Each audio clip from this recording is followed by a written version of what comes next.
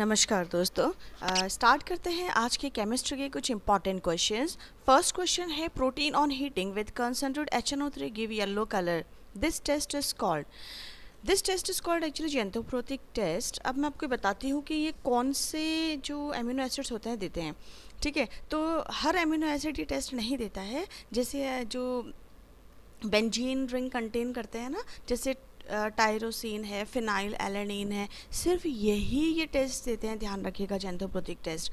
और जो simple proteins होते हैं ना, जो विदाउट बेंजीन रिंग होते हैं, जैसे alanine, proline, threonine, histidine, valine, lysine, ये सब, टायरोसिन, ये सब नहीं देते हैं। ग्लाइसिन, ये जेंथोप्रोथिक टेस्ट नहीं देते हैं। ध्यान रखिएगा, सिर्फ और सिर्फ कौन देते हैं? जो बेंजीन रिंग कंटेन करते हैं। और कैसा कलर आता है? Yellow, right. नेक्स्ट क्वेश्चन देखते हैं। Which compound yield a yellow PPT when warm with the mixture of iodine in the aqueous solution hydroxide.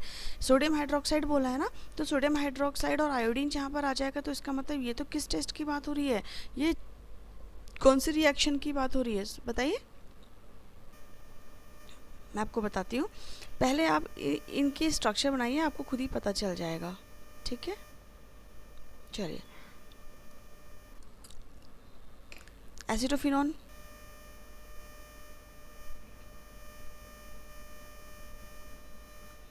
Benzaldehyde,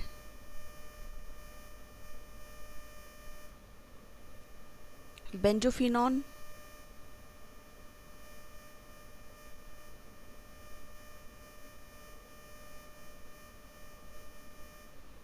and propanal. Propanal 3 carbon होंगे जरूर से, प्रोपेनल एंड अल्डिहाइड ग्रुप होगा। ठीक है, इस तरीके से। तो ये मैंने आपके 4 के 4 आपके क्या बना दिए हैं? टेस्ट बना दिए हैं। तो ये आप बताइए कि कौन से टेस्ट की ये बात कर रहे हैं।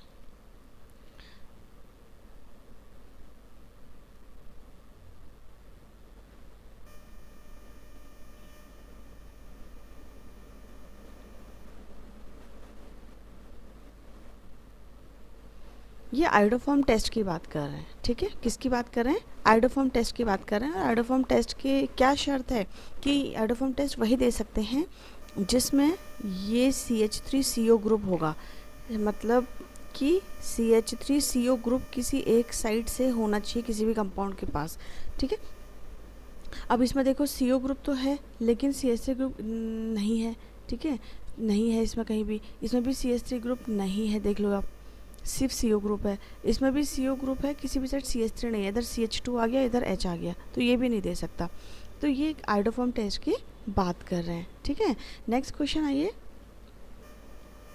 अ liquid decomposes to its boiling point, it can be purified by. अगर कोई लिक्विड है उसके बॉइलिंग पॉइंट पर डिकम्पोज हो रहा है तो फिर उसको प्योरीफाई करना दिक्कत हो जाएगा ना। तो इसलिए क्या करते हैं? स्टीम डिस्टिलेशन से ऐसे लिक्विड्स का उनको इस डायरेक्ट हीट ना देके स्टीम देके इनको प्योरीफाई किया जाता है। ठीक है, ताकि वो डिकम्पोज ना हो। तो steam distillation. Delta is generally formed as a result of coagulation when river meets the ocean, है ना। ये तो आपने सुना ही होगा कि जो डेल्टा है, सुंदरबन डेल्टा है, दुनिया का सबसे बड़ा डेल्टा बनाता है ये, है ना। तो ये डेल्टा कैसे बनते हैं? जब ये रिवर्स होती है ना, हमारी इंडिया की जो बड़ी बड़ी रिवर्स हैं, मेघना है, ब्रह्मपुत्र है, मतलब मेघना मतलब ये जो 2 नदियां हैं ना, गंगा यमुना का जो मिक्सचर है, दोनों मिलती हैं ना इधर बे ऑफ बंगाल पे। तो इधर ये मेघना और ब्रह्मपुत्र जब मिलते हैं इधर बे ऑफ बंगाल से, तो क्या होता है? वहाँ पे बहुत बड़ा डेल्टा बनता है। तो ये डेल्टा जो कि एक फर्टाइल लैंड होता है और लोग वहाँ रहना पसंद करते हैं, है ना। तो क्यों ये डेल्टा क्यों बनते हैं? वहाँ पे इतनी फर्टाइल लैंड क्यों हो जाती है? क्या होता है ऐसा? तो मैं थोड़ा सा आपको बताना चाहूँगी कि इसलिए होता है। डेल्टा एक तो बता दो फ्लैट लैंड्स होते हैं ये, ठीक है।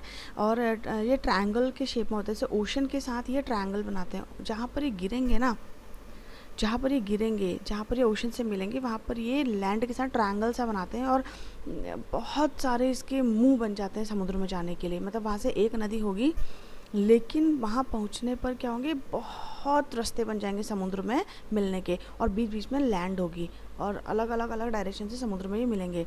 तो ये डेल्टास होते हैं, फ्लैट लैंड पे बनते हैं।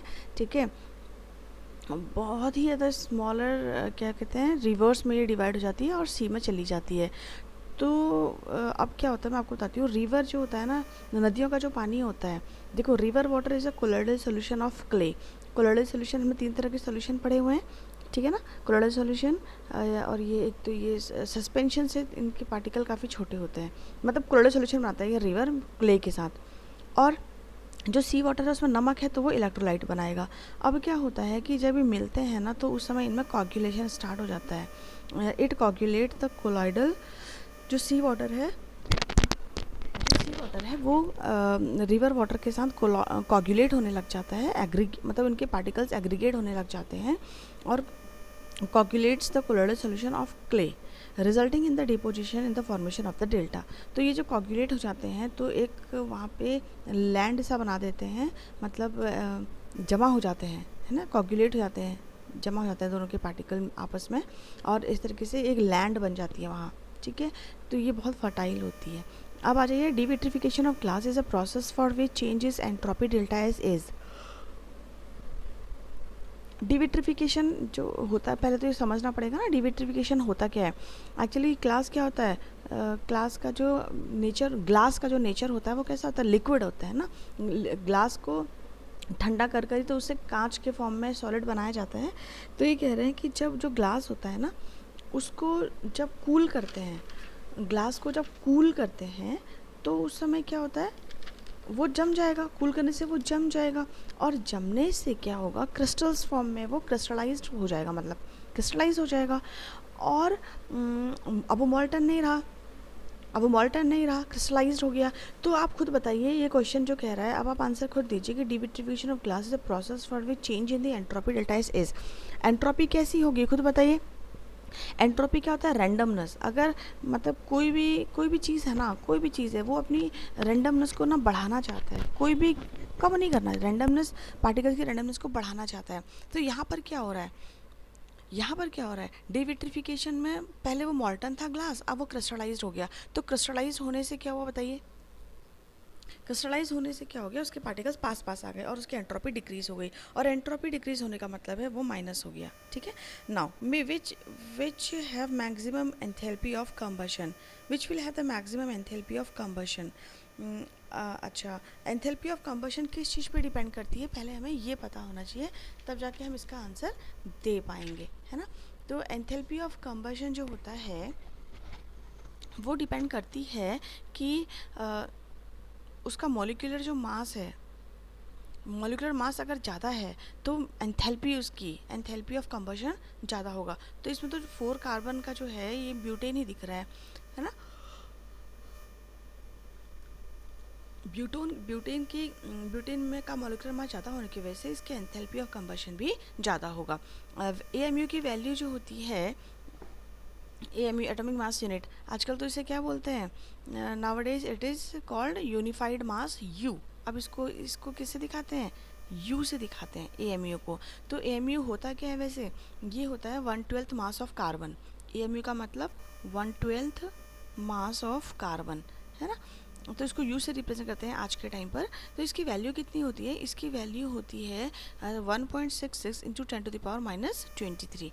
ये हमें याद करना पड़ेगा, ठीक है। नेक्स्ट क्वेश्चन आ जाइए, विच एलिमेंट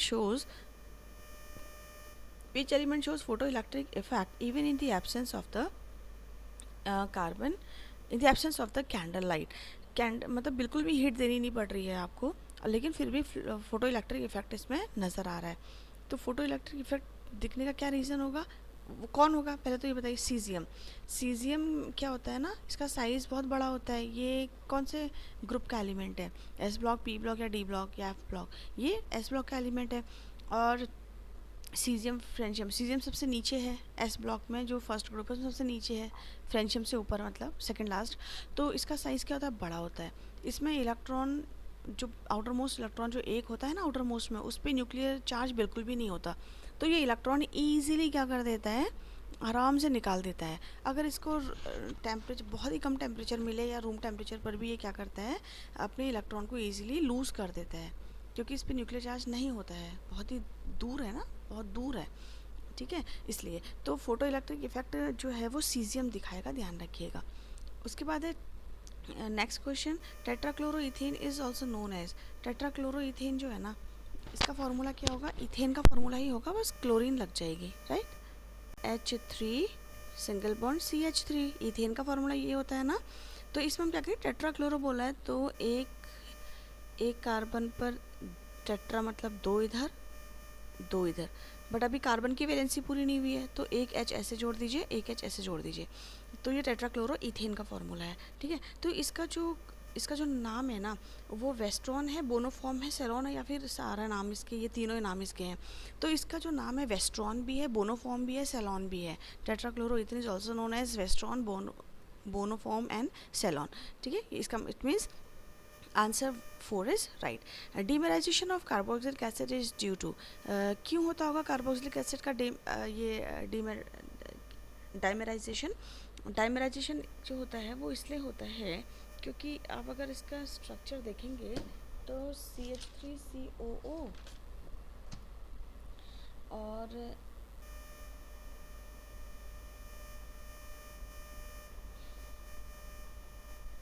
इधर CH3 आ जाएगा इस साइड, ठीक है, छोड़ो, इधर से फिर O लगा दो, COH, और इधर CH3 लगा दो। तो ये देखो अब इधर भी OH है, इधर भी OH है, तो ये हाइड्रोजन बॉन्डिंग हो रही है इनके बीच में। तो ये हाइड्रोजन बॉन्डिंग की वजह से क्या है, डाइमेराइज्ड होते हैं, ठीक है। तो इसका आंसर क्या होगा, इंटरमॉलिक्यूलर हाइड्रोजन बॉन्डिंग। इंटरमॉलिक्यूलर क्यों, क्योंकि अपने ही मॉलिक्यूल के साथ ही क्या कर रहे हैं, डाइमेराइज हो रहे हैं, यानी कि डाइमर बना रहे हैं। मतलब कि जैसे दो होता है ना, इंट्रा और इंटर तो दो डिफरेंट मॉलिक्यूल्स के बीच में हो रहे हैं, दो डिफरेंट मॉलिक्यूल्स मतलब एक यहाँ है, जैसे एक ये वाला मॉलिक्यूल है CH3COOH, और यही दूसरा होगा यहाँ से ये वाला। तो इन दोनों के बीच में, जब दोनों के बीच में कोई कंपटीशन होता है तो उसे इंटर कहते हैं, इंटर। तो इसके मॉलिक्यूल इसके मॉलिक्यूल से डाइमेराइज हो जाएंगे, ठीक है। Haemoglobin is a complex of, haemoglobin किसका कॉम्प्लेक्स है, ये Fe2 पॉजिटिव का है, ये ध्यान रखिएगा, ठीक है। तो फ्रेंड्स आज के लिए इतने ही क्वेश्चन, कल मैं फिर नए इंपॉर्टेंट क्वेश्चन लेकर आती हूँ, तब तक आप पढ़ते रहिए, खुश रहिए, मस्त रहिए।